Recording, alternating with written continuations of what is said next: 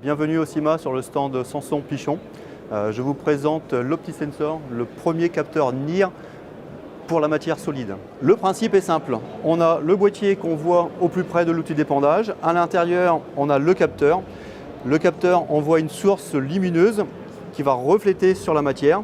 Quand je positionne la matière directement comme si on était dans l'épandeur, j'ai une réponse à cette matière. Un analyseur de spectre va en déduire un spectre. Ce spectre va être envoyé dans la base de données, on va le comparer et dans cette base de données, on va être capable de déterminer exactement le taux de matière que l'on a en azote ammoniacal, en azote organique. On en détermine aussi également le taux de carbone organique, le taux de matière sèche, le taux de phosphore et le taux de potassium.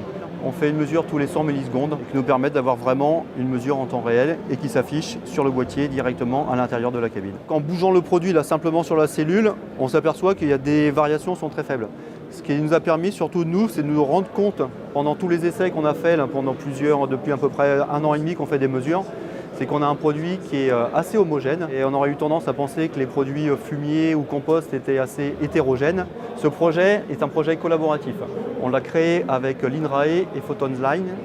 L'INRAE a créé une base de données en collectant plus de 500 fumiers qui ont été analysés. Donc on a une base avec plus de 500 spectres qui correspondent aux différents types de fumiers que l'on peut rencontrer.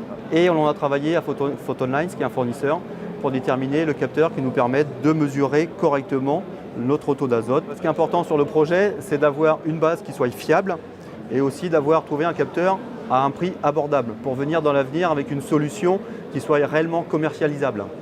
Le but, c'est de ne plus parler simplement de dépendage de fumier en tonnes par hectare, mais en unité d'azote pour l'amendement qu'on veut déposer au sol pour préparer les champs pour les cultures à venir.